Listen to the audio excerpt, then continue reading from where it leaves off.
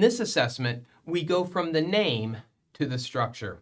We'll start at the back of the name where we see that this molecule is a hept2-ine.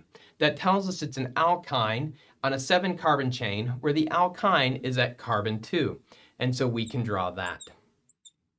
1, 2, 3, 4, 5, 6, 7. This is our hept2-ine parent chain. Let me go ahead and give you the numbers so that we can track these. Numbered that way, and the reason we've numbered left to right is because we wanted the alkyne carbon to be at to get the lowest number. Well, this shows us that now when we put our methyl group at the 6 carbon, we're going to put it here. We're ready now to put the isopropyl group at the 4 carbon, and I'm going to draw it in this way just for a second. We're going to come back and switch that. We draw it as being in the plane because we don't yet know whether we want it coming forward or backwards. Carbon 4 is a stereocenter, and its stereochemistry is R. How do we assign that R stereochemistry?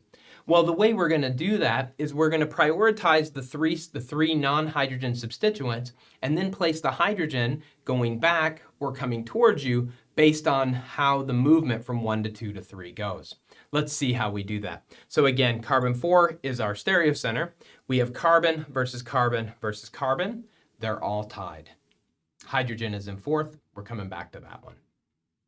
This carbon is attached to 1, this carbon to 2. This carbon is attached to 1, 2, 3 as a result of phantom atoms. By being attached to 3 carbons, it becomes priority 1. This carbon that was attached to just 2 carbons is priority 2. This carbon that was attached to only 1 carbon is in 3rd place. It is carbon 3. We can see that movement from 1 to 2 to 3 now proceeds on a clockwise direction. If the direction from 1 to 2 to 3 is clockwise, to have the R configuration, we need the lowest priority substituent to be back. And so we can make that change up here.